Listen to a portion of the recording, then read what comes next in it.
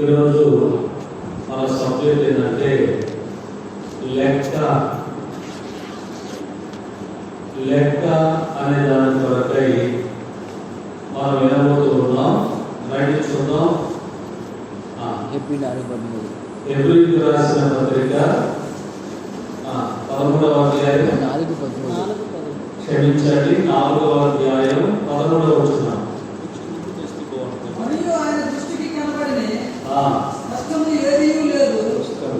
మనం ఎవరికి లెక్క చెప్పవలసి ఉన్నదో ఆ దేవుని కన్నులకు సమస్తమును మరుగులేక తేటగా ఉన్నది. ప్రార్థన చేసుకుందాం. పరిశుద్ధుడా, ప్రేమ కలిగిన తండ్రి, ఇప్పటి వరకు పాటలు పాడిన ప్రతి ఒక్కొక్క బిడ్డను కూడా అయ్యా నువ్వు దీవించాలని ప్రార్థన చేస్తున్నాం. చదవబడిన వాక్య భాగంలో నుండి కూడి వచ్చిన మా అందరితో మాట్లాడండి. అయ్యా నీ దాసుడను, నీ సేవకుడను నన్ను మరుగు చేయండి, బలపరచు వాడుకోమని యేసుక్రీస్తు ద్వారా స్తుతించి అడుగుచున్నాము పరలోకపు తండ్రి. ఆమేన్. హల్లెలూయా. మంచిది.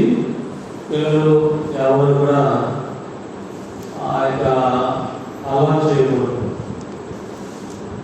నిశ్శబ్దంగా ఉండి దేవుడి వాక్యాన్ని విందాం. చదువునైనా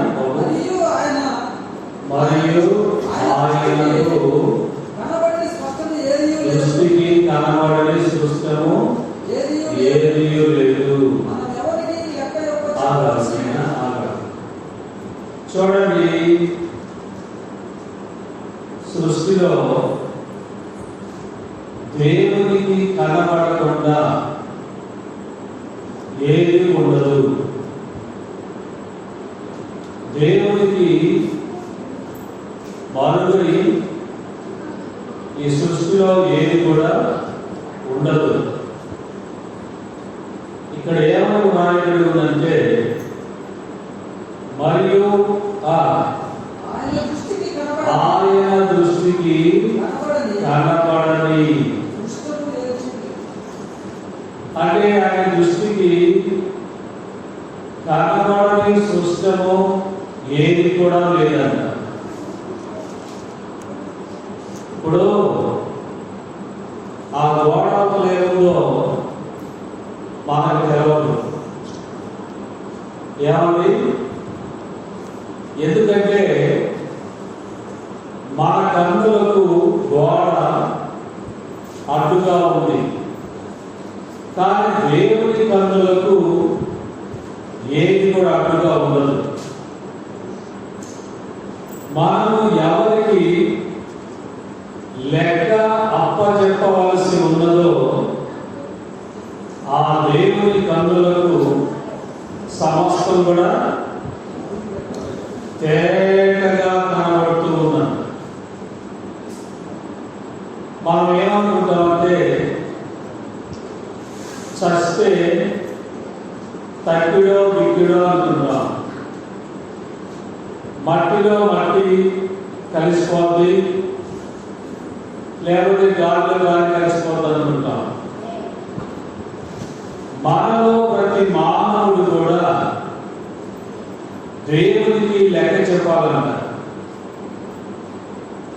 ఇప్పుడు మన పిల్లలు ఉన్నారనుకున్నాం,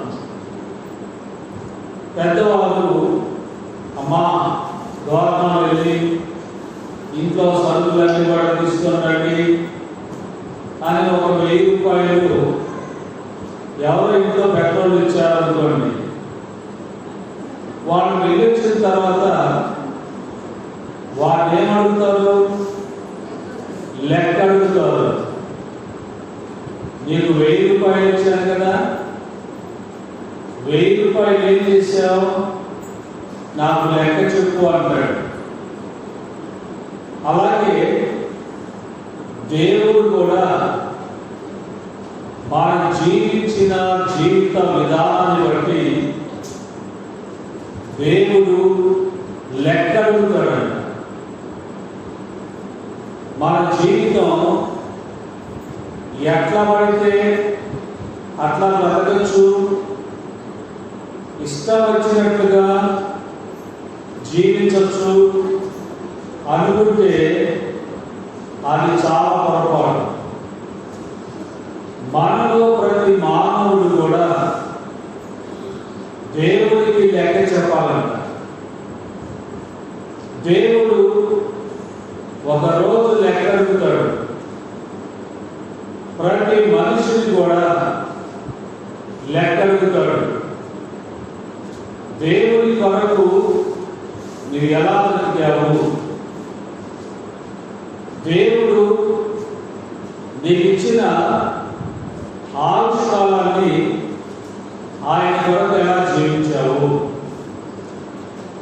దేవుడు లెక్క అడుగుతాడు కదా. మనం అనుకుంటాం చస్తే పోతులే అనుకుంటాం, నన్ను ఎవరు చూడొచ్చాడే అని అనుకుంటాం. కానీ నీ జీవితం గురించి దేవుడు లెక్క అడుగుతాడు. ప్రియా దేవుని బిడ్డలారా, ఈ రాత్రి మనం ఆలోచన చేద్దాం. ప్రతి మానవుడు కూడా దేవుడికి లెక్క చెప్పడానికి సిద్ధంగా ఉండాలి. ప్రతి మానవుడిని కూడా దేవుడు లెక్క అడుగుతాడు. చూడండి, మళ్ళీ చదువుతున్నా ఈ వాక్యాన్ని. చదువుకుంటా స్పష్టంగా చదివేవాడు కొంచెం ముందుకు వస్తే బాగుంటుంది. స్త్రీలైనా పురుషులైనా ఎవరైనా సరే చదువునైనా బాగా చదవండి, స్పష్టంగా చదవండి. మరియు ఆయన దృష్టికి కనబడని సృష్టము ఏదీ లేదు, మనం ఎవరికి చెప్పవలసినదో. మళ్ళీ చదువు. మరియు ఆయన దృష్టికి కనబడని, అంటే ఆయన కన్నులకు కనబడని సృష్టము అంటే ఈ లోకములో ఏది కూడా లేదు. మనము ఎవరికి లెక్క ఒప్ప చెప్పవలసి ఉన్నదో ఆ దేవుని కన్నులకు సమస్తమును మరుగు లేక తేటగా కానొస్తుందంట. ఏమండి, దేవుని కన్నులకు మరుగు లేక తేటగా కానొస్తుందంట. పెద్దోళ్ళు అనుకోండి, ముసలోళ్ళకి కళ్ళు కానొస్తాయా? కానరా. వాళ్ళకి అద్దాలు పెడితేనే కానొస్తుంది. దేవునికి అద్దాలు పెట్టాల్సిన అవసరం లేదు. నీవు చేస్తున్న ప్రతి పని కూడా, నువ్వు పొలంలో ఏం చేస్తున్నావో, ఇంటిలో ఏం చేస్తున్నావో, భార్య లేనప్పుడు ఏం చేస్తున్నావో, భర్త లేనప్పుడు ఏం చేస్తున్నావో, తల్లి తండ్రి లేనప్పుడు నువ్వేం చేస్తున్నావో దేవుడు చూస్తూ ఉన్నాడు. దేవుని కన్నులకు మరుగంటూ లేదు. ఆయన కన్నులకు సృష్టిలో సర్వము కూడా తేటగా కనబడుతుందంట. దేవునికి లెక్క చెప్పాలి. ప్రియా సహోదరుడా, సహోదరి, అమ్మలారా, అయ్యలారా, దేవుడు లెక్క అడుగుతాడు. నా శరీరం, నా ఇష్టం ఇష్టం అన్నట్టుగా బ్రతికామనుకో, శరీరంతో బాగా ఉడుకు రక్తం, శరీరం బాగా పుష్టిగా ఉంది, పాపాలు బాగా చేయొచ్చు అనుకుంటే దేవుడు లెక్కడుగుతాడు. కొంతమంది మందిరానికే రారండి, దేవుని వాక్యాన్ని కూడా వినరు. త్రాగుబోతులుగానో తిరుగుబోతులుగానో వారు జీవిస్తూ ఉంటారు. కానీ దేవుడు అన్నాడు, నువ్వు లెక్క చెప్పాలి. దేవుడు లెక్క అడుగుతాడు నిన్ను. జాగ్రత్త. నీ జీవితాన్ని గురించి దేవుడు లెక్క అడుగుతాడు. చూడండి, ఇదే మాటను రోమా పత్రికలో కూడా చెప్తాడు. రోమీయులకు రాసిన పత్రిక 14వ అధ్యాయం 11వ వచనం. చూడండి, రోమా పత్రిక 14వ అధ్యాయం 11వ వచనంలో కూడా ఇదే మాటను అక్కడ కూడా చెప్తాడు. చూడండి, నా తోడు ప్రతి మోకాలు నా ఎదుట వంగును, దేవుని స్తుతించును అని ప్రభువు చెప్పుచున్నాడు ఆ అని రాయబడి ఉన్నది. గనుక మనలో ప్రతి వాడును తన్ను గురించి దేవునికి లెక్క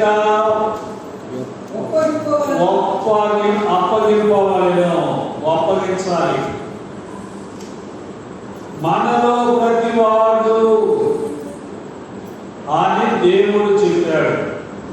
బైబిల్ చెప్తా ఉంది, రోమా సంఘానికి పరిశుద్ధాత్మ దేవుడు పౌలు గారు ఆయన ఉత్తరం రాస్తా ఉన్నాడు. మనలో ప్రతివాడు అంటే రోమా సంఘంలో యేసు ప్రభు ఎరిగిన వారు. ఈనాడు మనం కూడా యేసు ప్రభుని, దేవుని వాక్యమును ఎరిగిన వారును. అయితే మనలో ప్రతి వారు కూడా దేవునికి లెక్క చెప్పవలసిన వారమై ఉన్నాం. అప్పగించాలి. కొంతమంది అధికారులు లేకపోతే నాయకులు అధికారులకు లెక్కలు అప్పచెప్పడానికి సిద్ధపడుతుంటారు. కాబట్టి మనం కూడా ఏం చేస్తామంటే దేవుడు లెక్క అడుగుతాడు. దేవుడు లెక్క అడిగినప్పుడు మనందరూ కూడా సిద్ధపాటు కలిగి దేవుడికి లెక్క చెప్పాలి. దేవుడు లెక్క అడుగుతాడు. మనలో ప్రతివాడు, ప్రియా సహోదరుడా, అయ్యలారా, అమ్మలారా, మనలో ప్రతి వాడు కూడా దేవుడికి లెక్క చెప్పాలి. రండి చూద్దాం, మరొక వాక్యాన్ని కూడా చదువుకుందాం. అక్కడే చూడండి, దీనికి సంబంధించిన వాక్యం కొరింథీయులకు రాసిన 2వ పత్రిక 5వ అధ్యాయం 14వ వచనాన్ని చూద్దాం. కొరింథీయులకు రాసిన 2వ పత్రిక 5వ అధ్యాయం 14వ వచనం. క్రీస్తు ప్రేమ మమ్మును బలవంతము చేయుచున్నది. ఎలాగనగా అందరి కొరకు ఒకడు మృతి పొందెను. క్షమించండి, 5వ అధ్యాయం 10వ వచనం. కొంచెం గట్టిగా చెప్పండి మీరు. ఎందుకనగా తాను జరిగించిన క్రియల చొప్పున అవి మంచివైనను సరే చెడ్డవైనను సరే దేహముతో జరిగించిన వాటి ఫలమును పొందునట్లు మనమందరమును క్రీస్తు న్యాయపీఠము ఎదుట ప్రత్యక్షము కావలయును. ఎవరి శరీరముతో దేహముతో అన్నాడు. మన శరీరముతో జరిగించే ప్రతి క్రియ, ప్రతి పని, దానిని దేవునికి లెక్క చెప్పాలి. దేవునికి లెక్క చెప్పాలి. మన శరీరంతో అవి మంచివైనను సరే చెడ్డవైనను సరే క్రీస్తు న్యాయపీఠము ఎదుట హాజరు కావాలి. మనం అందరం కూడా క్రీస్తు న్యాయపీఠము అంటే జడ్జిమెంట్, తీర్పు ఉంది. ప్రతి మానవుడు కూడా దేవుడిచ్చే తీర్పు కొరకై ఎదురు చూస్తూ ఉండాలి. ఈనాడు ఎన్ని భయంకరమైన పాపాలు జరుగుతున్నాయని, ఎన్ని పాపాలండి వాయు వరుస లేకుండా, పెద్ద చిన్న లేకుండా ఇష్టం వచ్చినట్టుగా పాపాలు చేస్తూ ఉన్నారు. శరీరంతో ఇష్టం వచ్చినట్టుగా పాపాలు చేస్తున్నారు.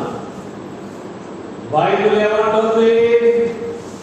నువ్వు చేసే ప్రతి పాపానికి, నువ్వు జరిగించే ప్రతి క్రియకు దేవుడు లెక్క అడుగుతాడు. దేవుడు లెక్క అడుగుతాడు. ఒకనాటికి తీర్పులోకి వస్తావు. దేవుడు తీర్పు తీర్చనై ఉన్నాడు. నువ్వు చేసే ప్రతి చెడు కావచ్చు, అది మంచిది కావచ్చు, దాని ఫలము అన్నాడు. చెడు చేసిన వారికి నరకం అనే బహుమానం ఇస్తాడు. మేలు చేసిన వారికి పరలోకము అనే బహుమానాన్ని ఇస్తాడు. అయితే మంచి చేస్తున్నావా, చెడు చేస్తున్నావా? నీ దేహంతో ఏం చేస్తున్నావు? అదే అడిగితే కొందరు అంటారు, అయ్యా నీతిమంతులు ఎవరున్నారండి? నీతిమంతులు ఎవరైనా ఉంటే నాకు చూపించండి, చూద్దాం. పాపము చేసేవాడికి, పాపాలు చేసేవాడికి నీతిమంతులు కారణాలండి. ఏమండి? ఇప్పుడు పసికర్లైంది అనుకోండి, కారణాలైనవి, పసికర్లైనవి, వాడి కళ్ళకి ఎలా కానొస్తుంది? లోకం అంతా పచ్చగానే కానొస్తుంది. ఎందుకని? వాడి కన్నులు చెడిపోయాయి, ఆమె కన్నులు చెడిపోయాయి. పాపము చేసే వారికి పాపే కానొస్తారు. పరిశుద్ధంగా బ్రతికే వారికి పరిశుద్ధులే కానొస్తారు. మరి ఇక్కడ ఏమన్నాడు? చదువు నాయన. ఎందుకనగా చూడు, కొరింథీయులకు రాసిన 2వ పత్రిక 5:10 కదా. 5:10 చదువు. ఎందుకనగా తాను జరిగించిన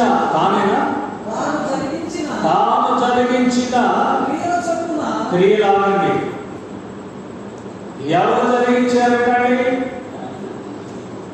ఏ మానవుడైతే, ఏ మనిషి అయితే తాను జరిగించిన క్రియలు, నువ్వు ఏ క్రియలు చేస్తున్నావు? మంచివి చేస్తున్నావా? చెడుగు చేస్తున్నావా? పాపం అంటే ఈ రోజుల్లో నీళ్లు త్రాగినంత సులువైపోయిందండి. పాపం అంటే భయం లేదు. పాము జోలికైనా వెళ్ళచ్చు కానీ పాపము జోలికి వెళ్ళకూడదు. నీవు జరిగించిన క్రియలు ఏమని? నీవు జరిగించిన క్రియలు అవి మంచివైనను చెడ్డవైనను సరే దేహముతో, దేనితోనండి? దేహం అంటే శరీరం అండి.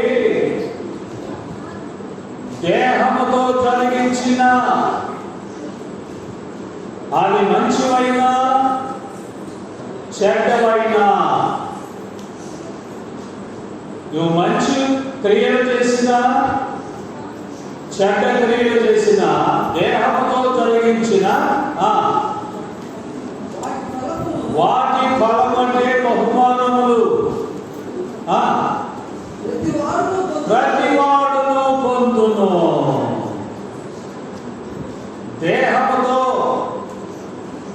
శరీరముతో నువ్వు జరిగించే ప్రతి క్రియలు, కార్యాలు దేహముతో జరిగించేవే. ఆ క్రియలన్నీ కూడా ప్రతి వాడు కూడా పొందుతాడు. నువ్వు మంచి చేసావా? పరిశుద్ధంగా బ్రతికావా? పరలోకము అనే ఫలము, బహుమానం ఇస్తాడు దేవుడు. నువ్వు చెడు చేసావా? నరకమనే బహుమానం, నరకమనే ఫలం ఇస్తాడు. చూడండి, కొందరు వారి సాక్ష్యాలు చెడిపోయినాయి అనుకుంటాం.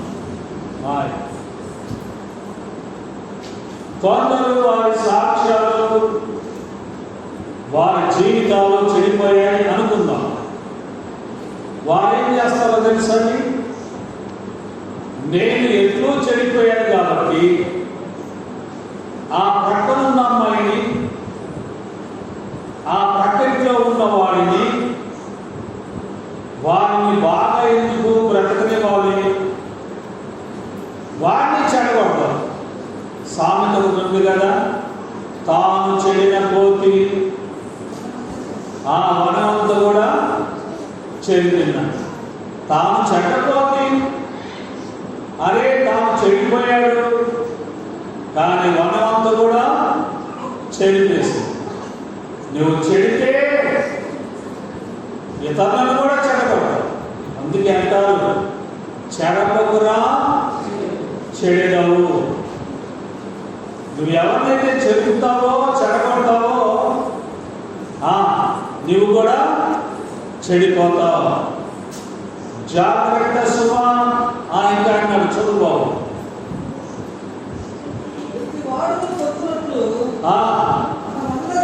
మనమందరమును ఏమండి, ఇప్పుడు ఎక్కడికి రావాలంటే మనం అందరూ క్రీస్తు న్యాయపీఠము ఎదుట. ఏమండి, క్రీస్తు న్యాయపీఠము ఎదుట జడ్జిమెంట్. యేసు క్రీస్తు వారు ప్రతి వాడు చేసిన పాపాలకు ఏం చేయబోతున్నాడు ఇప్పుడు? తీర్పు ఇవ్వబోతున్నాడు. మంచి క్రియలు చేస్తే పరలోకాన్ని ఇస్తాడు నీకు, అలాగే చెడ్డ క్రియలు చేస్తే నరకానికి పంపుతాడు కదా. ఇంకా ఏమన్నా అయిపోయిందా?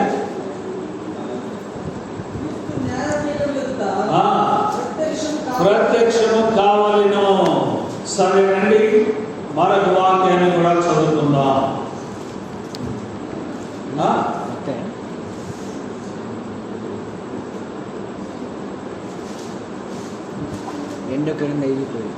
అయిపోయింది. మత్తయి రాసిన సువార్త 12:36. చూడండి, లెక్క మన సబ్జెక్టు లెక్క. మత్తయి రాసిన సువార్త 12వ అధ్యాయం 36 వచనాన్ని చదువుకుందాం.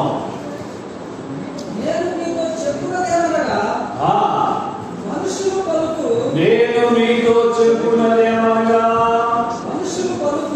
మనుషులు పలుకు వ్యర్థమైన ప్రతి మాటను గూర్చి విమర్శ దినమున లెక్క చెప్పవలసి ఉన్నది.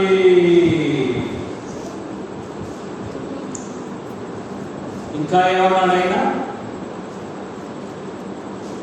నీ మాటలను బట్టి నీతిమంతుడవనియు తీర్పు పొందుదు.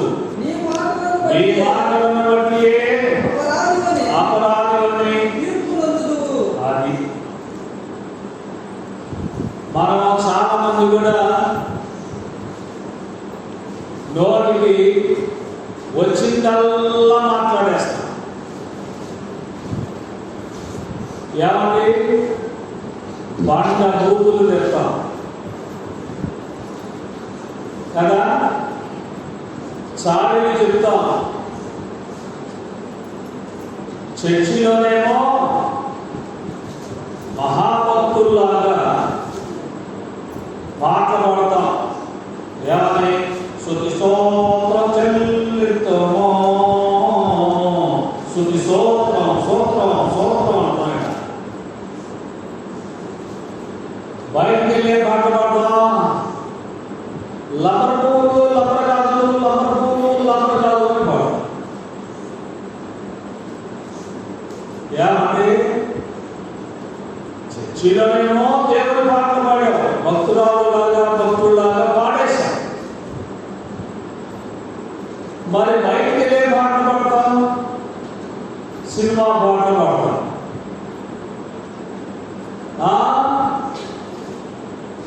ఇంట్లో టీవీ ఉంది కదా అని సినిమా చూడటం, సీరియల్ చూడటం. సీరియల్ చూడడంలో సినిమాలు చూడని బుద్ధిమంతులు ఎవరైనా మీలో ఉన్నారా? ఏమండి? సినిమా చూడటం ఏ పాపం కిందకు వస్తుందో తెలుసా? సినిమా కానీ సీరియల్ కానీ వాటిని చూస్తే పారాయి వారితో వ్యభిచారం చేస్తే ఎంత తప్పో వాటిని చూస్తే కూడా అంతే పాపం. ఆ సినిమాలో వాళ్ళందరూ కూడా కౌగులించుకునేది. ఏమండి? ఈ మగవాళ్ళు ఆడవాళ్ళు ఇట్లా వాటేసుకొని వాళ్ళు ముద్దులు పెట్టుకుంటా ఉంటే ఈ యవనస్తులకు ఎట్టుంటుంది? ఇంట్లో కూర్చున్న అమ్మాయిలకి అబ్బాయిలకి ఎట్టుంటుంది? ఏమండి? శరీరం ఊరుకుంటుందా? కామాన్ని రేపుకుంటున్నారు. 10,000 రూపాయలు పెడతాం, టీవీ తీసుకొస్తాం, ఇంట్లో పెడతాం. ఇంట్లో కుటుంబ ప్రార్థన ఉందా? ఎవరికైనా కుటుంబ ప్రార్థనలు ఉండో? మనకి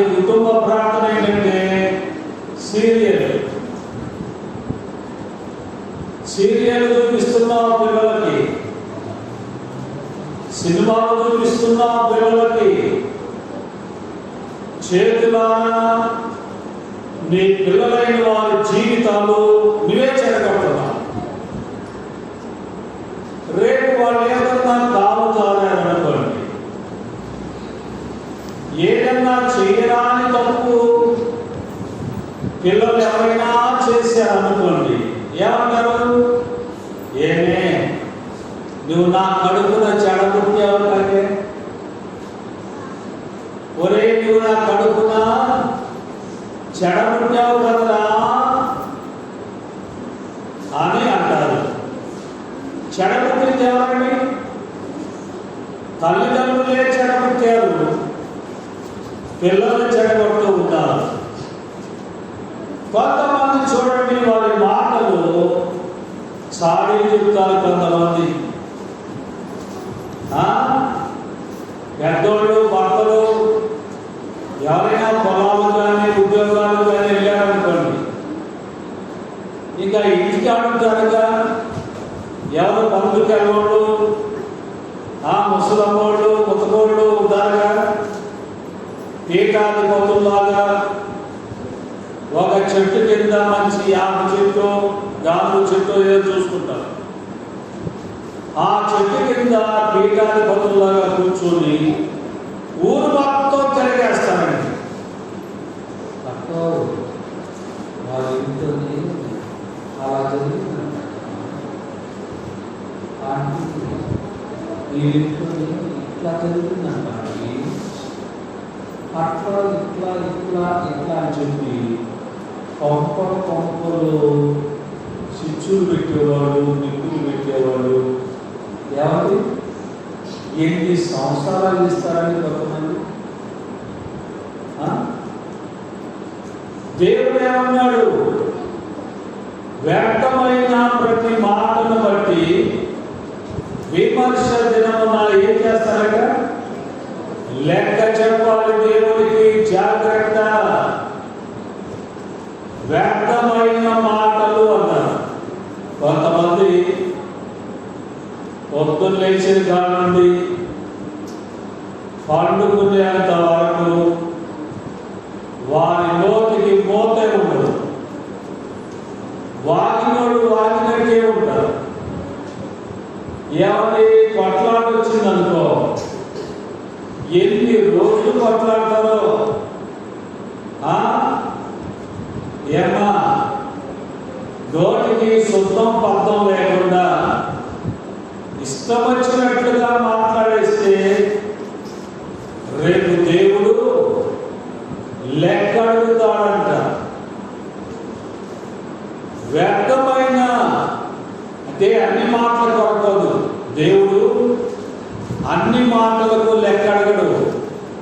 ఏ మాటలకు లెక్క అడుగుతాడంట బాబు? ఏ మాటకు లెక్క అడుగుతాడు? వ్యర్థమైన ప్రతి మాట, పనికి రాని మాటలు.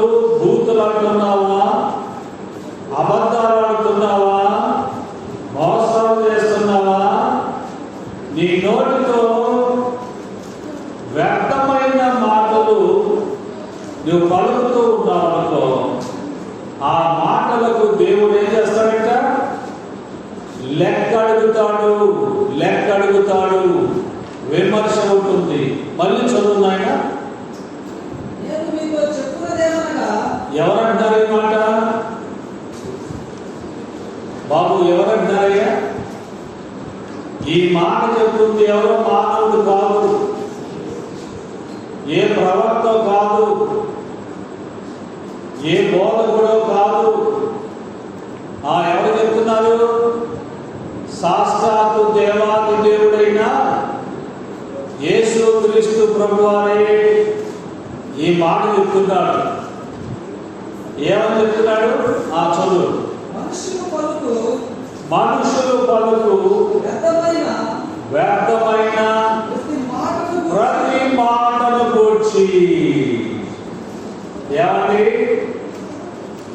వ్యర్థమైన ప్రతి మాటను కూర్చి ఆ విమర్శ దినమందు లెక్క చెప్పాలి. నువ్వు లెక్క చెప్పాలి. నువ్వు ఏం మాట్లాడుతున్నావు? నువ్వు మాట్లాడే మాటల ద్వారా కుటుంబాలు కట్టబడుతూ ఉందా, లేక నువ్వు మాట్లాడే మాటల ద్వారా భార్య భర్తలను కుటుంబాల్లో శిక్షలు పెడుతున్నావా? ఏం చేస్తున్నావు నువ్వు? నీ మాటలు ఎలా ఉన్నాయమ్మా? వ్యర్థమైన ప్రతి మాటల గురించి విమర్శ దినమందు దేవుడికి ఏం చెప్పాలంట? దేవుడు ఏమడుగుతాడంట? లెక్క అడుగుతాడు. లెక్క చెప్పాలి. ఇంకా ఏమన్నాడు ఆయన? అయిపోయింది అక్కడికి? అయిపోలేదు. చూడు, నీ మాటను బట్టి చూసారా? నీ మాటను బట్టి నీతిమంతుడవని తీర్పు పొందుదువు. నీ మాటను బట్టి అపరాధివి. నీ మాటను బట్టి నీతిమంతుడవని తీర్పు పొందుకుంటావు. నీ మాటను బట్టి అపరాధివని తీర్పు పొందుకుంటావు. చూడండి, దీన్ని ఇంకా విపులంగా చూద్దాం. ఈ మాటను ఇంకా చూద్దాం. 34వ వచనం వాడు చదవండి. 34, 35. అక్కడే 34. సర్ప సంతానమా, మీరు చెడ్డవారయుండి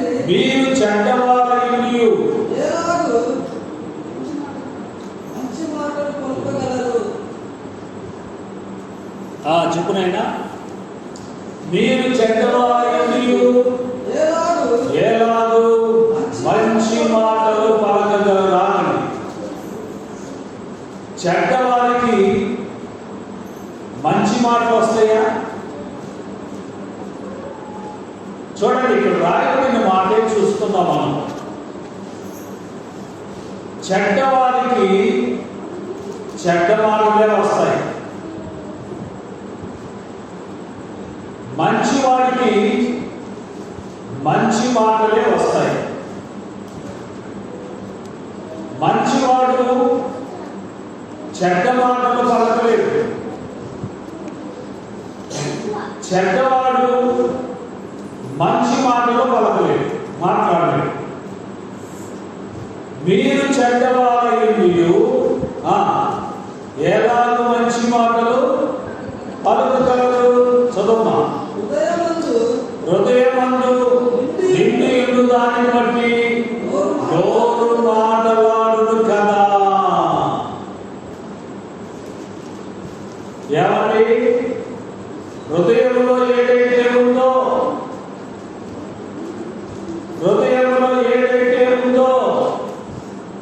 అదే నోటికి వస్తుంది.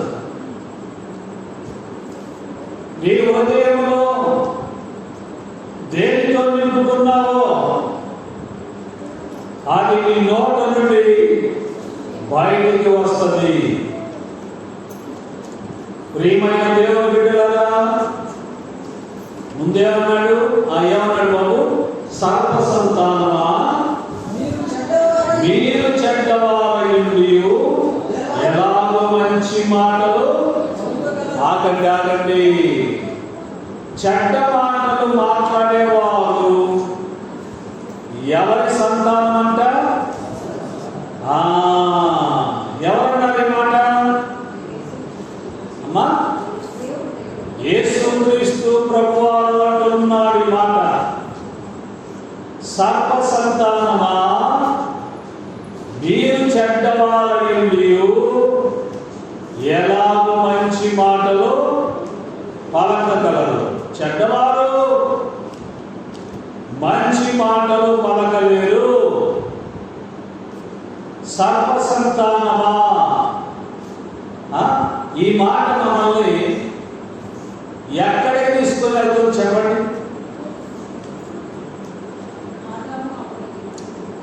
ఆదికాండం. అవును, కరెక్ట్, మంచి చెప్పామా. దేవుడిని దీవించును గాక. ఆదికాండం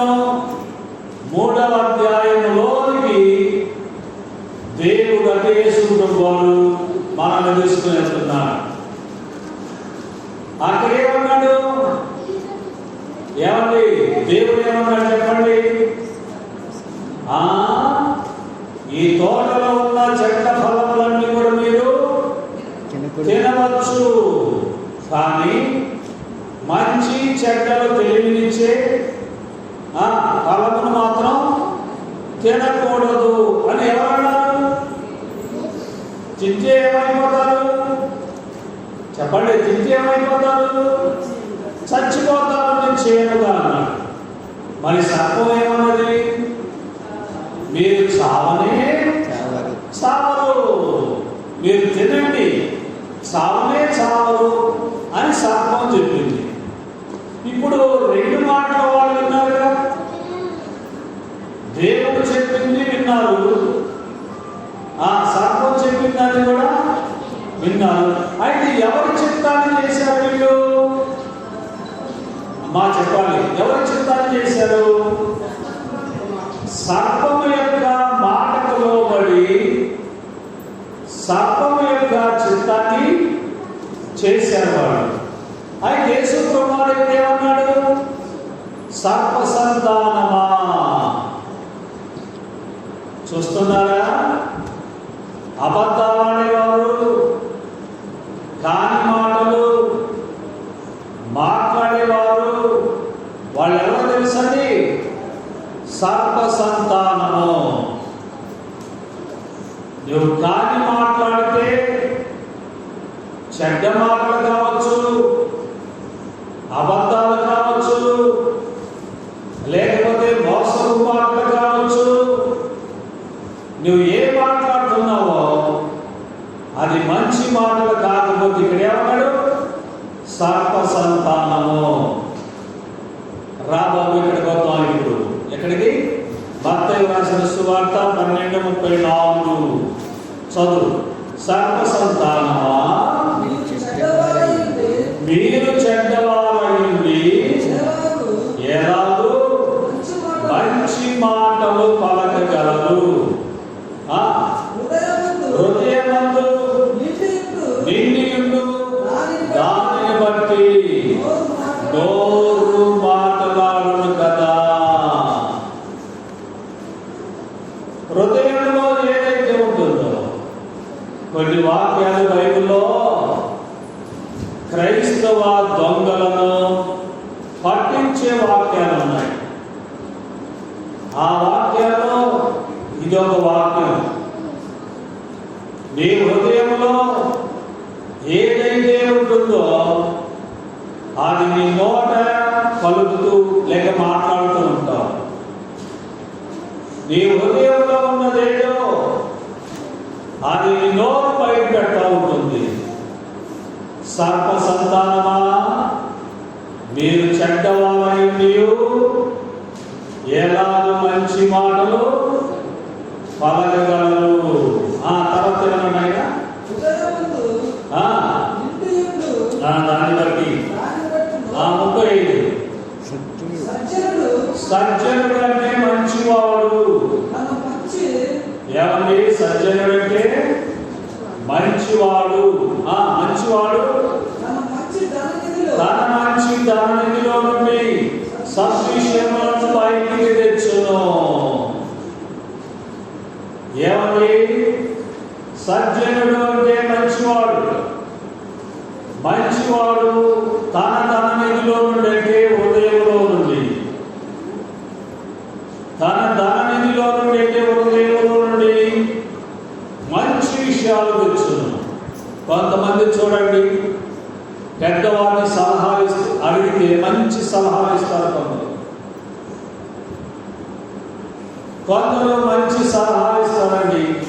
పెద్దలు అడిగితే మంచి సలహాలు ఇస్తారు. మంచివాడు మంచి సలహాలు ఇస్తాడు, చెడ్డవాడు ఏం చేస్తాడో చూద్దాం.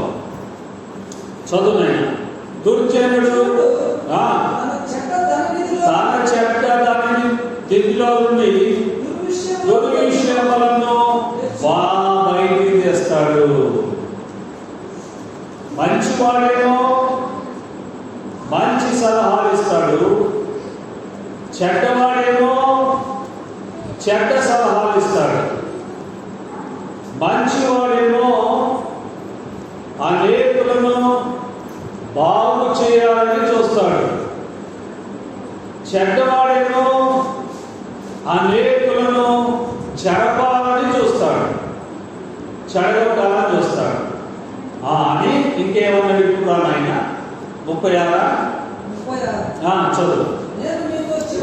ఇప్పుడు యేసు ప్రభు చెప్తున్నాడు మళ్ళా, నేను మీతో చెప్తున్నదేమనగా మనుషుల పలుకు వ్యర్థమైన ప్రతి మాటను గూర్చి విమర్శ దినమున లెక్క చెప్పాలి. విమర్శ దినముంది, దేవుడు తీర్పు తీర్చే దినముంది. దేవుడు నిన్ను లెక్క అడుగుతాడు. నీ మాటలు ఎలాగున్నాయి?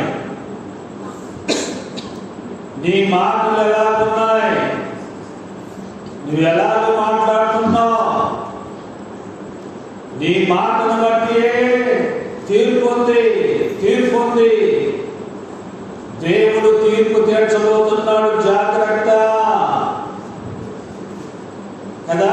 ఇంకా అన్నాడు, ఇంకా ఏమన్నాడు తర్వాత? నీ మాటను బట్టి ఏంటండి? నీ మాటలను బట్టి నీతిమంతుడు అని తీర్పు పొందుతావు. నీ నోటి మాటలే నీతిమంతుడుగా నీకు తీర్పు. తర్వాత నీ మాటను బట్టి అపరాధి అంటే నేరస్తుడు. నీ మాటను బట్టి అపరాధి అని తీర్పు పొందుతావు. దేవుడు లెక్క అడుగుతాడు. మనలో ప్రతివాడు దేవుడికి ఏం చెప్పాలంట? లెక్క చెప్పాలి. రండి, ఇంకొక వాక్యాన్ని కూడా చూపిస్తాను. దానియేలు రండి మరొక వాక్యం చదువుకుందాం. దానియేలు గ్రంథం 5:25-26. దానియేలు గ్రంథం 5వ అధ్యాయం 25-26 వచనాలు చదువుకుందాం. లెక్క. మన సబ్జెక్ట్ ఏంటంటే లెక్క. దానియేలు గ్రంథం 5వ అధ్యాయం 25-26 వచనాలు. ఈ వాక్యం ఏంటి? దానియేలు గ్రంథం ఎక్కడ దొరకలేదా మీకు? ఏహెజ్కేలు పక్కన 737 పేజీ అంటే చూడండి.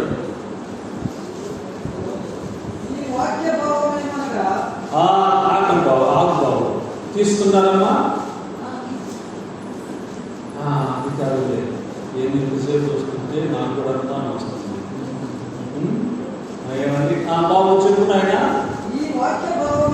ఈ వాక్య భావమేమనగా మిన్నే అనగా దేవుడు నీ ప్రభుత్వ విషయంలో లెక్క చూచి దాన్ని ముగించెను.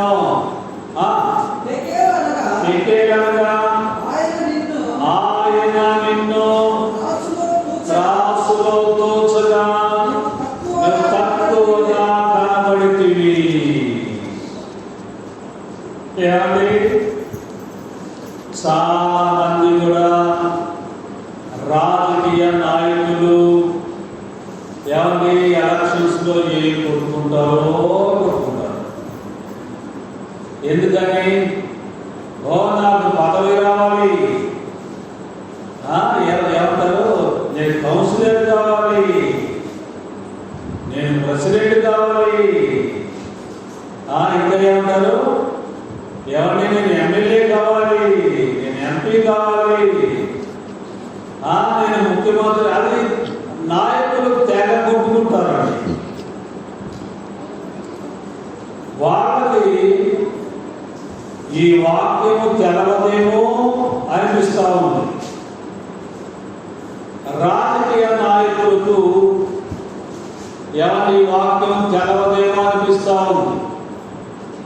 చాలా మంది కూడా అధికారం కొరకు ఏమి తహతహలాడుతుంటారో, నేను కౌన్సిలర్ కావాలి, నేను ప్రెసిడెంట్ కావాలి, నేను అది కావాలి ఇది కావాలంటారు, నేను ఎమ్మెల్యే అంటారు, అదంటారు ఇది అంటారు. అయితే ప్రభుత్వం ద్వారా వచ్చే డబ్బంతా వీళ్ళే కారు చేస్తారు. పనులేమి చేయరు.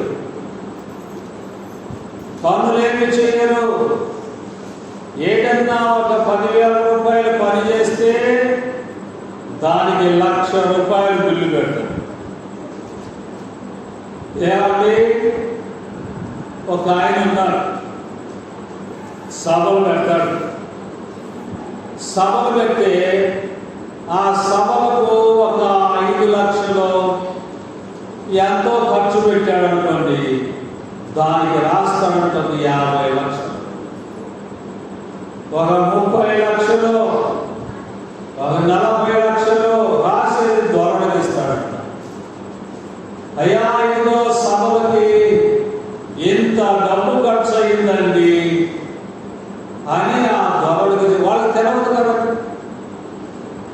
వాళ్ళే అమ్మాయికి చక్రవర్తులు, వాళ్ళకేం తెలవదు. వాళ్ళు ఇంత ఖర్చు అయింది అంటారు, బిల్లులు ఇస్తారు. వాళ్ళు పాపం ద్వారా సంపాదించుకునే సొమ్ము డబ్బు అది. ఏమండి, చూడండి, బైబిల్ ఏమంటుంది? రాజకీయ నాయకులు కూడా దేవునికి లెక్క చెప్పాలి. రాజకీయ నాయకులు, నువ్వు కౌన్సిలర్వా, నువ్వు ప్రెసిడెంట్వా, లేకపోతే ఏమంటారు నాకు తర్వాత పదవులు, ఏమండి, నువ్వు వార్డు కౌన్సిలర్వో, లేకపోతే ఎమ్మెల్యేవో, ఎంపీవో, నువ్వు ప్రధానివో, నువ్వెవరవో నాకు తెలవదు. కానీ దేవుని వాక్యం ఏం చెప్తుంది? రాజకీయ నాయకులు దేవునికి లెక్క చెప్పాలి. నువ్వు తిన్నదంతా కప్పుతావు, ఇబ్బంది లేదు. నువ్వు అబద్ధాలు రాసి, ఏమంటే తప్పుడు లెక్కలు రాసి కప్పుతావు. అప్పుడు ఒక అమ్మాయి అంగని వాళ్ళు ఎక్కడో పని చేస్తా ఉంటుంది, ఏదో పిండి పెడతారు కదండి. అమ్మా, మిమ్మల్ని కాదులే, భయపడకండి. అమ్మ, పిండి పెడతారు కదా, ఏదో అంగని వాళ్ళది పిండి పెడతారు కదా. ఈ అమ్మాయి ఏం చేస్తుంది? పిల్లలకు పెట్టేదాన్ని తీసుకొచ్చి కేజీ 10 రూపాయలు చొప్పున బరగలు అవుతున్నాడు. ఏమండి, కేజీ 10 రూపాయలు చొప్పున బరగలు కమ్మేస్తాం. వాళ్ళేమో మా పిల్లలకు పెట్టుదల్లి మంచి పోషక విలువలు, బాగా తింటే బలంగా ఆరోగ్యంగా ఉంటారని గవర్నమెంట్ చెప్తుంటే ఈ అమ్మాయి ఏం చేస్తుంది? మనుషులు తర్వాత సంగతి, కానీ ముందు బరిగొడ్డు గేదెలు పుష్టిగా ఉండాలని చెప్పి వాళ్ళు నమ్ముతాము. బైబిల్ ఏం చెప్తా ఉందో చూడండి. బైబిల్ ఏమంటుంది? చదువు. ఆయన ఏమన్నాడు? నేనే అనగా నీ ప్రభుత్వ విషయంలో ఏం చూశాడంట? ప్రభుత్వ విషయంలో దేవుడు ఏం చూశాడు? లెక్కలు తేలుస్తున్నాడు దేవుడు. నువ్వు ప్రజలకు ఏం చేశావు? ప్రజలకు ఏ పనులు చేశావు? అంతా దోచుకోవటమేనా? నువ్వు దోచుకోవడం, దాచుకోవడం. ప్రజలకు ఏం చేస్తున్నావు? లెక్క చెప్పు. దేవుడు లెక్క అడుగుతాడంట. ప్రభుత్వాలను కూడా, నాయకులను కూడా లెక్క అడుగుతాడు. లెక్క అడుగుతాడు. ఇంకో మాట ఏమన్నాడు? ఎకేనగా ఆయన నిన్ను త్రాసులో తోచగా ఏమైపోయాడంట? తేలిపోయావు. దేవుడంట ప్రతి మానవుడిని కూడా ఏం చేస్తాడో తెలుసా? త్రాసులో అంటే రెండు తక్కెట్లో రెండు ఏమంటా బాబు ప్లేట్లు ఏమంటారు ఆయన? తక్కెట్లో రెండు ఉంటాయి కదా గిన్నెలో. ఒక దాంట్లోనేమో భక్తి అనే దాన్ని పెడతాడు, భక్తుడిని పెడతాడు. ఇంకొక దాంట్లోనేమో లోకం అనే దాన్ని, లోకాన్ని పెడతాడు. ఈ భక్తి లోకం రెండింటిని పెట్టి ఏం చేస్తాడు? ఆ త్రాసుని ఇలా పైకి లేపుతాడంట. ఇలా లేపేసరికి ఏమైపోయాడు? భక్తుడు తేలిపోయాడు. భక్తుడేమో తేలిపోయాడు, లోకమేమో అలాగే అనేది ఉంది. అది లేవట్ల. అంటే మనిషిలో ఏముంది? ఇప్పుడు లోకాశలు ఎక్కువగా ఉన్నాయి, లోకము ఎక్కువగా ఉంది. ఏమండి? దేవుడు ప్రతి మానవుని కూడా అలా నాటాలో త్రాసులో పెట్టి, తక్కెట్లో పెట్టి అలా పైకి లేపుతాడంట. ఏమన్నాడు ఇక్కడ? మెనే టేకెల్ యు వాసిన్. త్రాసులో పెట్టాడు. అలా లేపితే లేచిపోతున్నాం. లోకాశలు ఎక్కువగా ఉన్నాయి. భక్తి లేదు నీలో, ప్రార్థన లేదు నీలో, వాక్యం లేదు నీలో, దేవుని కొరకు మండే మంట లేదు నీలో. తేలిపోతున్నావు. పాపం ఎక్కువగా ఉంది, భక్తి లేదు. అందుకే ఇక్కడ అంటున్నాడు, ఏమన్నాడైనా?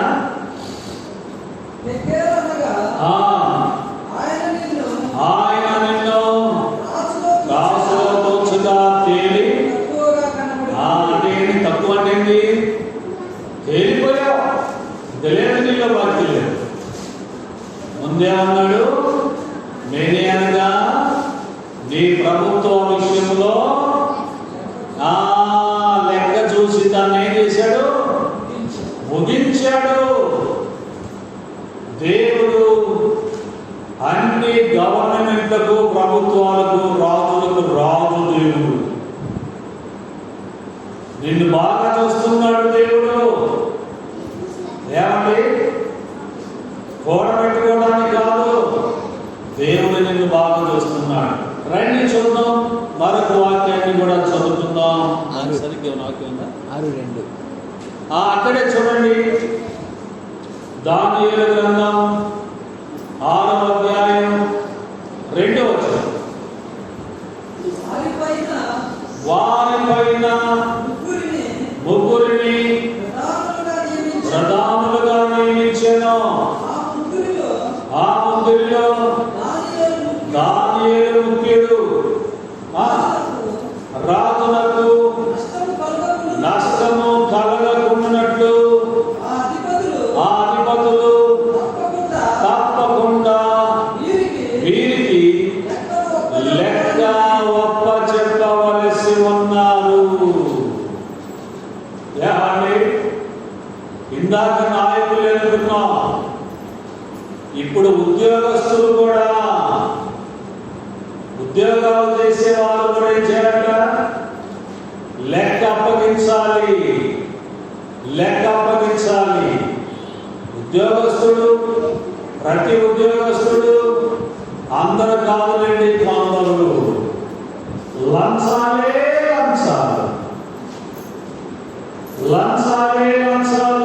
లంచాలు. ఏమండి? నన్ను అడిగాడు, ఏమండి మాస్టర్ గారు, మా డిపార్ట్మెంటే లంచాలు పుచ్చుకునే డిపార్ట్మెంటు, ఏం చేయమంటారండి అన్నాడు. నేనేమన్నానంటే, ఏమండి సార్, లంచాలు పుచ్చుకోకూడదు అన్నాను. ఎప్పుడైతే మాట అన్నానో ఇక ఆయన మాటల్లో తేడా వచ్చేసింది. బాగా మాట్లాడేవాడు, అంతకుముందు బాగా మాట్లాడేవాడు, ఇప్పుడు ఆయన మాటలు తేడాలు వచ్చేసి నాతో మాట్లాడటం అంటే అదొక రకంగా మాట్లాడుతున్నాడు. అంటే రోషంగా, కొంచెం చిరాకుగా, ఏదో ఒక రకంగా నేను అనాల్సిన మాట ఏమని, సార్ లంచాలు పుచ్చుకొని వాళ్ళు ఎవరున్నారులే సార్, నీతి మంతులు ఎవరున్నారు సార్, తీసుకోండి సార్, తీసుకో పరపలేదు అని ఏమనేవాడు, పాస్టర్ గారు ప్రతి నెల మా ఇంటికి వచ్చి ప్రార్థన చేయి అనేవాడు. నేను అనలేదు కదా, అందుకని మాటలు తేడా వచ్చింది. రండి త్వరగా నేను ముగించేస్తాను. ఆ మరొక వాక్యం చదువుతున్నాం. ఇర్మియా 2:32. ఇర్మియా గ్రంథం 2:32. ఇర్మియా గ్రంథం 2వ అధ్యాయం 32వ వచనం.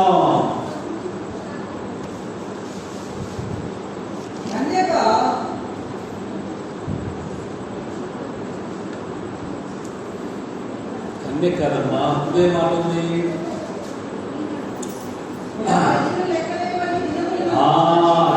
అది నా జనులు లెక్కలేనన్ని దినములు నన్ను మరచి ఉన్నారు. చెప్పమ్మా. కన్యక తన ఆభరణములను మరచున, పెండ్లి కుమార్తె తన వస్త్రాలను మరచునా. ఇప్పుడు చెప్పండి, ఏమన్నాడు ఇక్కడ? నా జనులు లెక్కలేనన్ని దినములు నన్ను మరచిపోయారు. లెక్కలేనన్ని దినాలు. దేవుని బిడ్డలారా, ఇప్పుడు మనం ఎవరి ప్రజలు, ఎవరి బిడ్డలో చెప్పాలి? మనం ఎవరి జనులో? దేవుని జనులం. మనం దేవుని పిల్లలం. అయితే లెక్కలేనన్ని దినాలు దేవుణ్ణి మర్చిపోయామంట. దేవుణ్ణి మర్చిపోవడం అంటే ఏమండి? దేవుణ్ణి మర్చిపోవడం అంటే ప్రార్థన చేసుకునేది లేదు, ప్రార్థన చేసుకోవట్లేదు. వాక్యం చదువుకుంటున్నా, వాక్యం కూడా చదువుకోవటం లేదు. ఒకసారి ఒక అమ్మాయికి దయ్యం పట్టింది. ఏమట్టింది? దయ్యం పట్టింది. ఓ సేవకుడు దగ్గరికి ఆమె తీసుకొని వచ్చారు. తీసుకొస్తే సేవకుడు ఏమన్నాడంటే, దేవుని సేవకుడు, ఏ దయ్యమా, హో యేసు నామములో. ఆమె ఎవరనుకున్నావు? ఆమె దేవుని బిడ్డ. ఆమె బాప్తిసం పొందుతున్న సంగతి నీకు తెలవదా?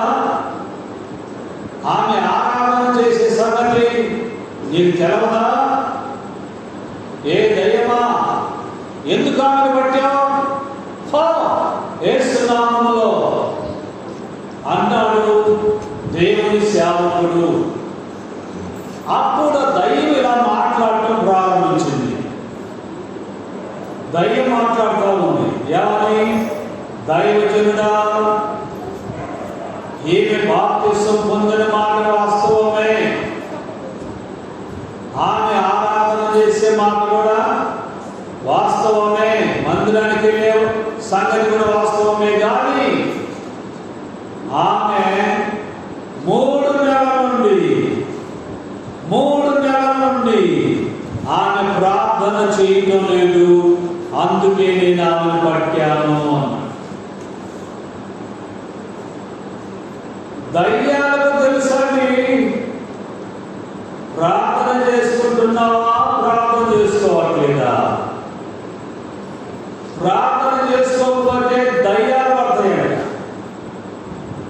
నీకు సినిమా దయ్యాలు పడతాయి, సీరియల్ దయ్యాలు పడతాయి, సారా దయ్యాలు పడతాయి నీకు. కొంతమంది పాన్ పొరాకులు మేకలకి వాళ్ళకి తేడా లేకుండా పర్రా ఏమంటే ఆ సిగరెట్లు, బీడీలు, సొట్లు, కుక్కలు, పందులు కొట్టాలి. ఏమంటే అన్ని చేతులకి కంచి ఉంటుంది. కానీ ఏం బాబు భోగాక్షనికి ఎవరు ఉంటుందండి? చెప్పలేను. ఆయన నీ పేరే పేరు బాబు వాక్యం చదివేనా? అబ్రాహం.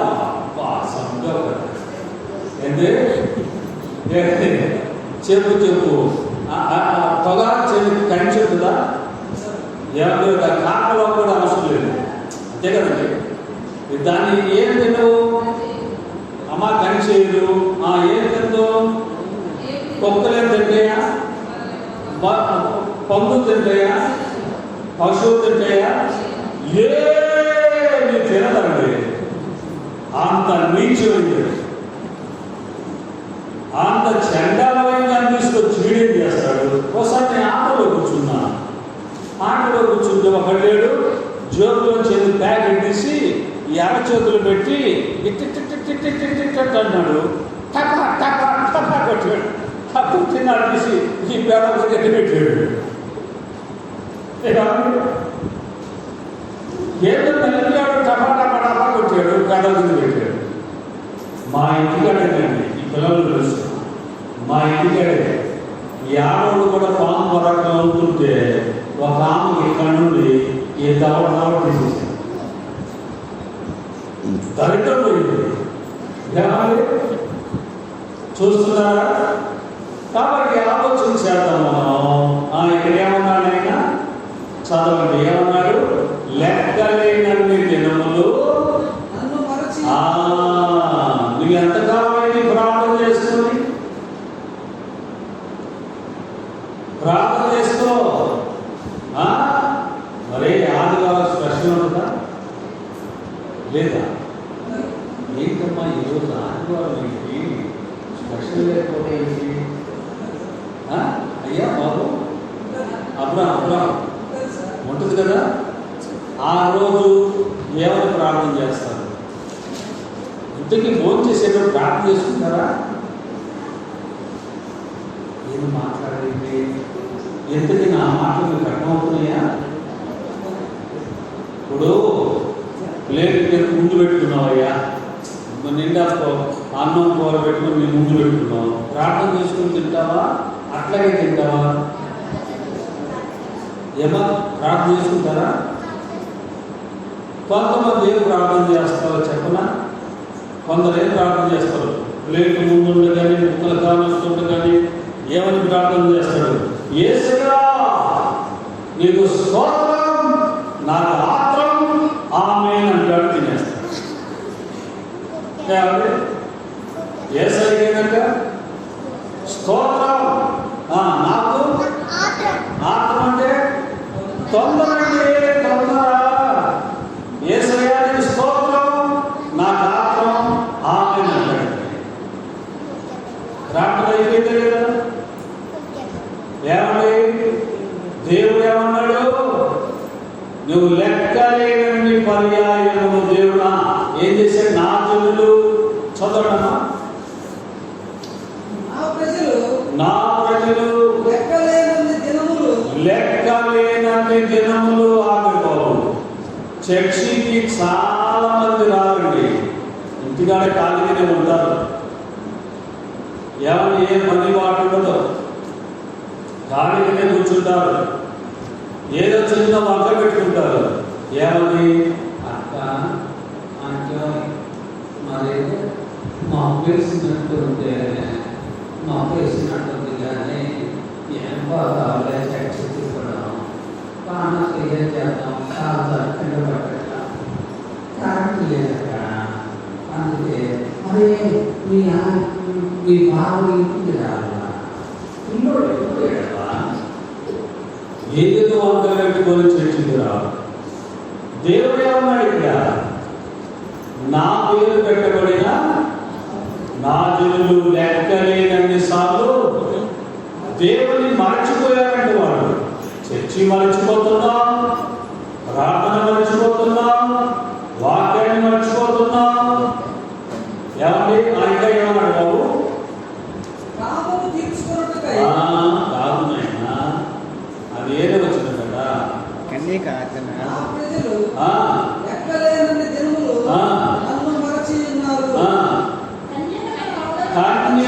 తన ఆభరణములను మార్చునా,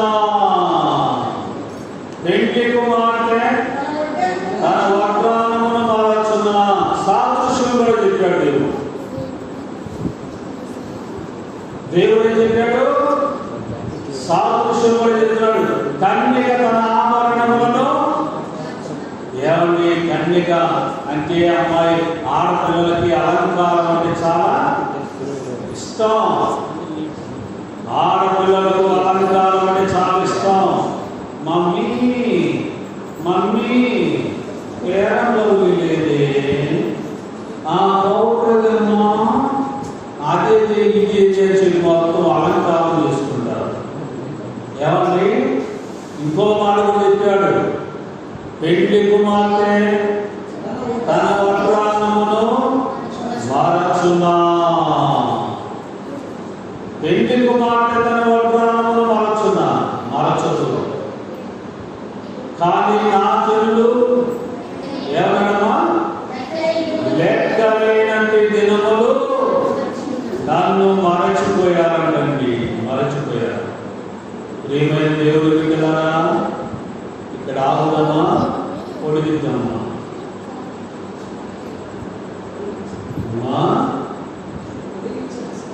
పొడిగించమంటావా? అబ్రహాము గారు విశ్వాసుల తండ్రి. ఏమండి సరే ఒక్క వాక్యం చెప్తారు. ఇంకా సబ్జెక్ట్ చాలా విషయాలు ఉన్నాయి, ఒక్క మాట చెప్తారు. ఆ రెండు చూద్దాం. హెబ్రీయులకు రాసిన పత్రిక 13-17 13వ అధ్యాయం 17వ వచనం. అంతేనా? అంటే 13వ అధ్యాయం 17వ వచనం. తీస్తున్నారు నాయన అబ్రహాం గారు, తీసుకున్నారమ్మా. హెబ్రీయులకు రాసిన పత్రిక 13వ అధ్యాయం 17వ వచనం. చదువు నాయన. మీ పైన నాయకులుగా ఉన్నవారు లెక్క ఒప్ప చెప్పవలసిన వారై మీ ఆత్మలను కాయుచున్నారు. వారు దుఃఖముతో ఆ పని చేసిన ఎడల మీకు నిష్ప్రయోజనమే. ఇప్పుడు ఎవరికి కొరకు రాయబడింది మాట?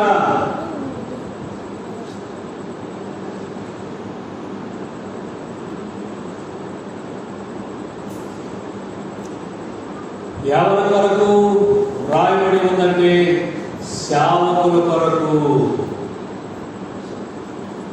సేవకులు కూడా ఏం చెప్పాలంట? లెక్క చెప్పాలి. సేవకులు కూడా సంఘాన్ని నడిపించే సేవకులు, వాక్యం చెప్పే సేవకులు, వారు దేవుడికి ఏం చెప్పాలి? లెక్క చెప్పాలి. తింటాం కాదు. ఏమండి దేవుని సేవకులు కూడా దేవుడికి ఏం చెప్పాలంట? లెక్క చెప్పాలి.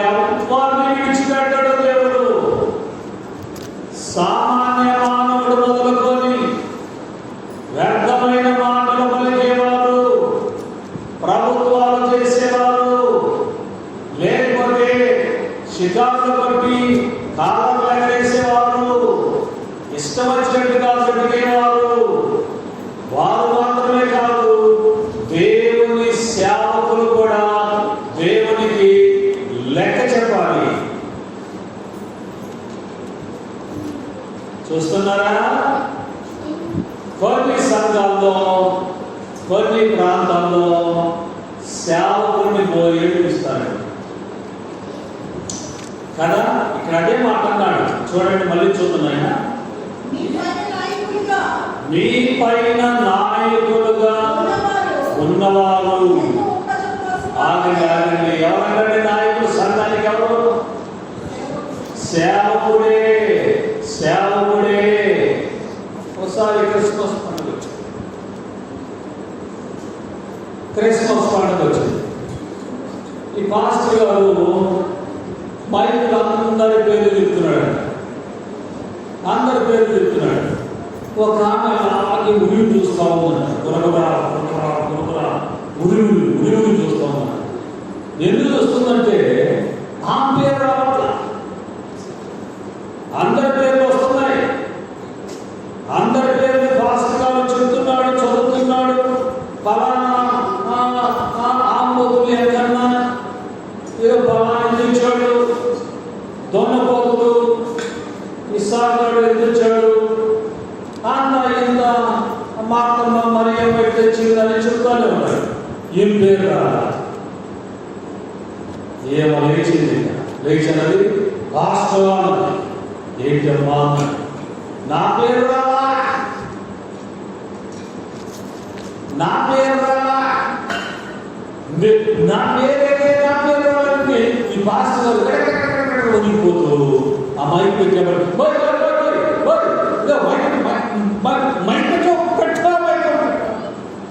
పెట్టించి ఫలాని మరియమ్మ గారు 10 రూపాయలు ఇచ్చింది అని. అమ్మయ్యా, నా పేరు వచ్చింది. నా పేరు రాకపోతే నా పాస్టర్ కలెక్షన్ చేసి ఎలక్షన్ పెట్టి 5 నిమిషాలు నేను ఓడగొడుతున్నాను. ఇక్కడేమన్నాడు? మీ పైన నాయకులుగా ఉన్నవారు ఏం చేస్తున్నారంట? మీ ఆత్మలను కాయుచున్నారు. కాపరంటే కాగితం, గొర్రెల కాగితం. గొర్రెలు నా గొర్రెలు కాదు, మందిరంలో ఉన్న గొర్రెలు. బాగా వాక్యం చెప్పాలి, బాగా మేత పెట్టాలి, బాగా దృష్టిగా ఉండాలి గొర్రెలు. ఏమండి? లెక్క చెప్పవలసిన వారై ఉన్నారు, మీ ఆత్మలను కాయుచున్నారు, వారు దుఃఖముతో ఆకలి చేసినాడు. ఏమన్నాయండి? కాపరి ఎలా దుఃఖంతో చేయకూడదంట పని, కాపరి ఉసూరు అంటుకోకూడదంట. ఎవరి కాపరి భార్య పిల్లలు వారి కుటుంబాన్ని పోషించేది ఎవరండి? సంఘం. అలాంటి ఉసూరు అంటుకోతే ఏమన్నాడు? మీకు నిష్ప్రయోజనం, మీ భక్తి అంతా వ్యర్థమే, నిష్ప్రయోజనమైన భక్తి చేస్తున్నా. మీ కాపరిని చూసుకోవాలి, పోషించాలి. ఆయన ఆలన పాలన మంచి చెడ్డ ఎవరి పండుగ వచ్చినప్పుడు మరి కాపరి గారికి భార్య పిల్లలు ఉంటారు కదా, వారికి కూడా మీతో పాటు వస్తారు. ఇవ్వాలి. అందరు కాదు, ఉన్నవారు, తీయగలిగిన వారు.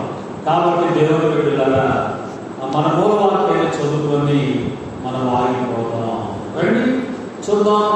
హెబ్రీయులకు రాసిన పత్రిక 4వ అధ్యాయం 13వ వచనాన్ని చదువు. మూలవాక్యం, మన మూలవాక్యం. హెబ్రీయులకు రాసిన పత్రిక 4వ అధ్యాయం 13వ వచనం. మరియు ఆయన దృష్టి కంటే దేవుడు, ఆయన అంటే దేవుడు, దేవుని దృష్టికి కనబడని ఈ సృష్టి అంటే లోకం, సృష్టము కనబడని సృష్టము ఏదియూ లేదు. ఏదియూ లేదు. ఆ? మనము ఎవరికి మనము ఎవరికి లెక్క ఒప్ప చెప్పవలసి ఉన్నదో ఆ దేవుని కన్నులకు మా సమస్తము మరుగులేక వేగంగా కానవస్తుంది. మనం చేసే ప్రతి చెడులో, మనం చేసే ప్రతి కార్యములు, పనులు దేవుడు చూస్తున్నాడు. ప్రతి మానవుడికి తీర్పు ఉంది. ఆ తీర్పులకి రాకమునిపే మన జీవితాలను చక్కబెట్టుకొని మన నీతిగా నిజాయితీగా దేవుని కొరకై బ్రతకాలని ఈ వాక్య ద్వారా హెచ్చరించబడుతున్నాం. దేవుడు తన మాటలు మన వినికిడిలో దీవించునుగాక.